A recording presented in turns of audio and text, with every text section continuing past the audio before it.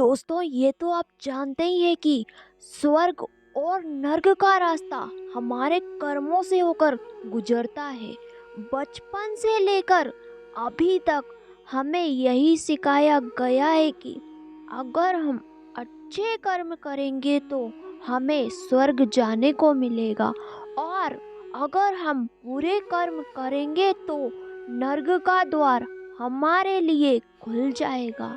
यही साधारण सा कॉन्सेप्ट हमें शुरुआत से अंत तक अच्छे और बुरे कर्म करने के लिए प्रेरित करता है।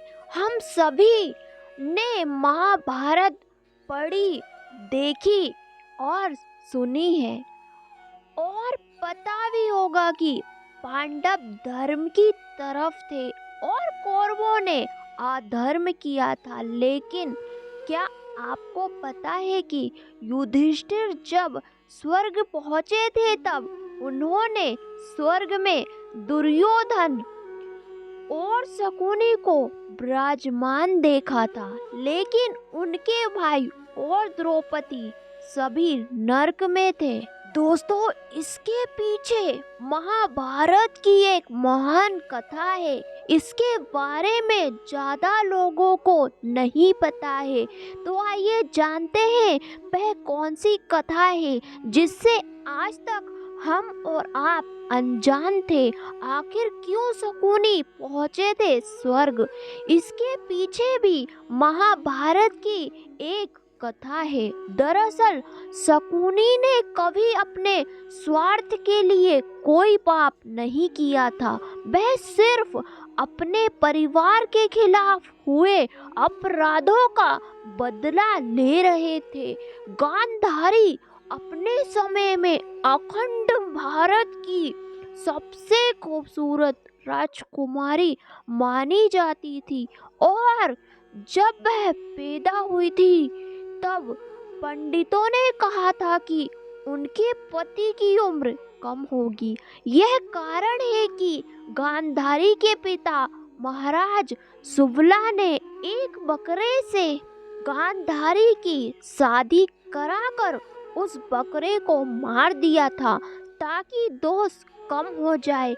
वही कुछ लोग गांधारी को मांगलिक भी कहते थे, और कहा जाता है कि मंगल दोष को कम करने के लिए उनके पिता ने उनका विवाह बकरे के साथ किया था। तत्पश्चात उस बकरे की बलि चढ़ा दी थी। दोस्तों, आपको बता दें कि गांधारी से शकुनी बहुत प्यार करते थे, और जब उन्हें पता चला कि गांधारी का विवाह राज्य की रक्षा के लिए जन्मांतर धृतराष्ट्र से किया जा रहा है, तब उन्हें बहुत क्रोध आया। धृतराष्ट्र को राजगद्दी भी नहीं मिली। इसके बाद भीष्म पितामह को गांधारी और बकरे के विवाह के बारे में पता चल गया। उन्हें बहुत क्रोध आया कि राज परिवार की बहू एक विधवा को बनाया गया। इसलिए उन्होंने महाराज सुबला और उनके पूरे परिवार को जेल में डाल दिया। उस वक्त प्रत्येक व्यक्ति को खाने के लिए एक अन्न का दाना दिया जाता था। महाराज सुबला और उनके परिवार ने अपना राशन भी शकुनी को दिया ताकि वह उनकी मौत का बदला ले सके।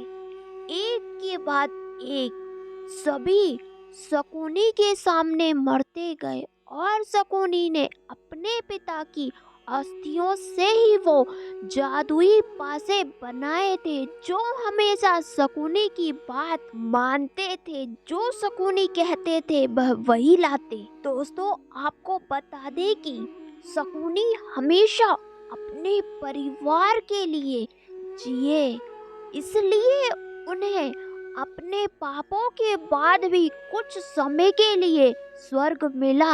जहाँ तक पांडवों की बात है तो उन्होंने धर्म का रास्ता जरूर चुना, लेकिन हर किसी ने कुछ ना कुछ गलत किया। इस कथा को लेकर धर्मगुरु सदगुरु ने अपने वीडियो में बताया है।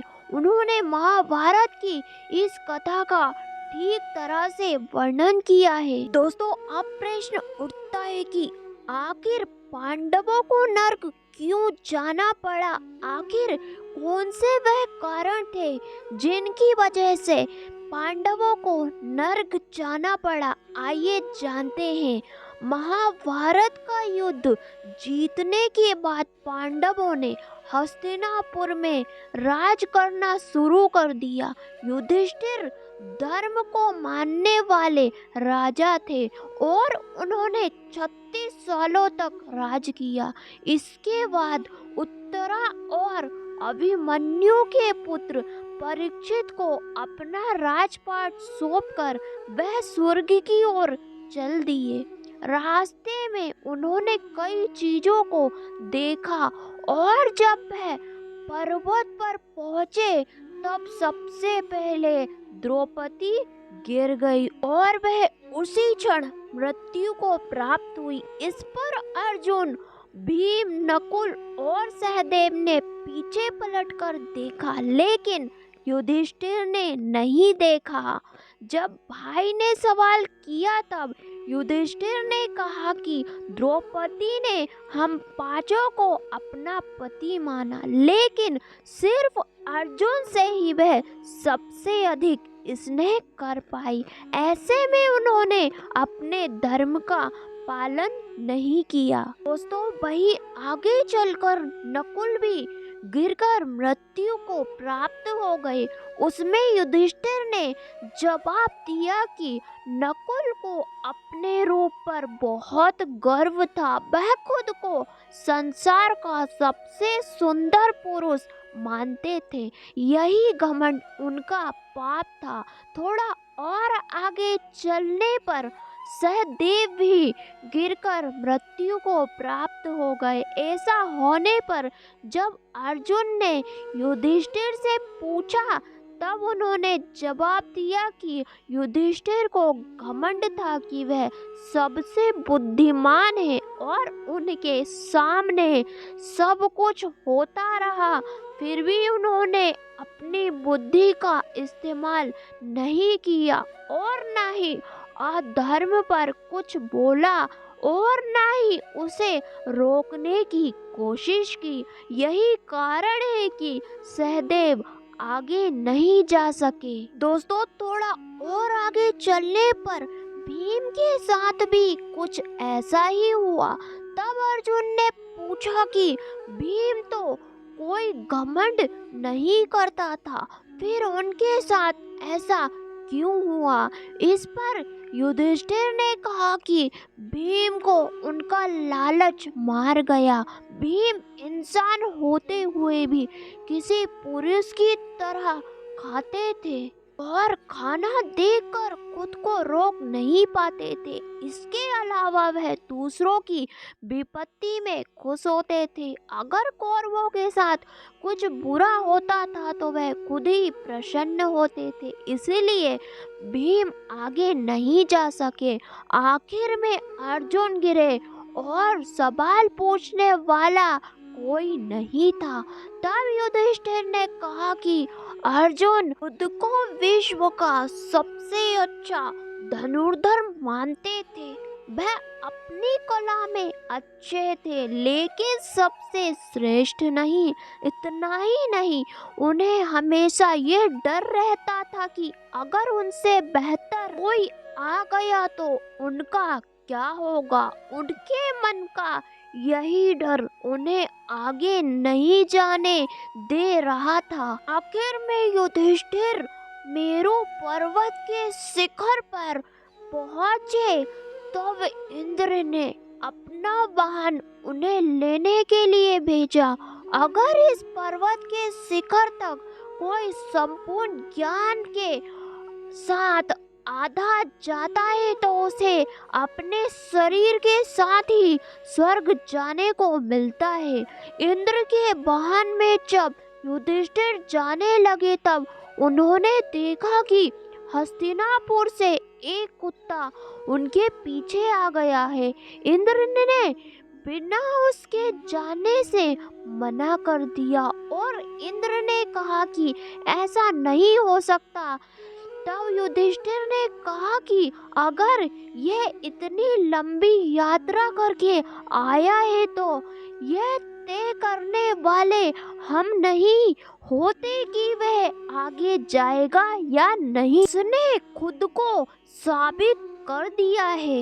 ऐसे में इंद्र को युधिष्ठिर को स्वर्गलोक लेकर जाना ही पड़ा। इसके बाद स्वर्ग पहुंचकर युधिष्ठिर ने वहां दुर्योधन, शकुनी और दुशासन को देखा। युधिष्ठिर बहुत क्रोधित हुए और उन्होंने इंद्र से पूछा कि ये लोग यहाँ क्या कर रहे हैं। तब नारद मुनि ने युधिष्ठिर को समझाया कि युद्ध भूमि में वीरता से लड़कर मरने वाला हर व्यक्ति यहाँ मौजूद है। फिर युधिष्ठिर ने अपने भाई और पत्नी के बारे में पूछा। तब उन्हें पता चला कि वे नरक में है। युधिष्ठिर ने नरक जाने का फैसला किया। दोस्तों, नरक की आग में युधिष्ठिर ने बहुत सारी चीजें देखी और यातनाएं पाते हुए अपने भाई और पत्नी को देखा। तब उन्होंने पूछा कि यह अधर्म क्यों? मुझे भी यही अपने परिवार के साथ रहना है और नहीं जाना स्वर्ग।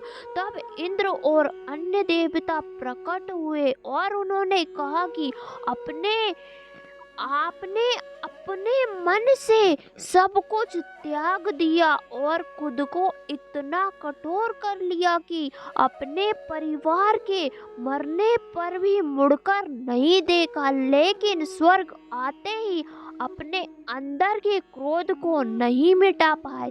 यह आप क्रोधवश कौरवों को स्वर्ग में नहीं देख पाए।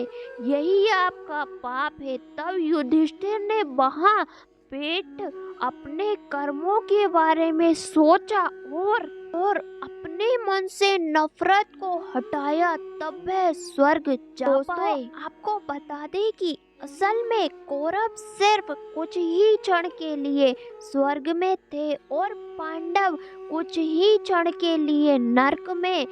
इंद्र का छलावा युधिष्ठिर को ज्ञान के बारे में बताने के लिए था। दोस्तों, अगर आपको हमारी ये महाभारत की कथा थोड़ी भी अच्छी लगी है तो वीडियो को लाइक जरूर कर दीजिएगा और ऐसे ही वीडियो आगे भी देखने के लिए चैनल को सब्सक्राइब जरूर कर लीजिएगा। फिर मिलते हैं अगले वीडियो में। तब तक के लिए जय श्री कृष्णा।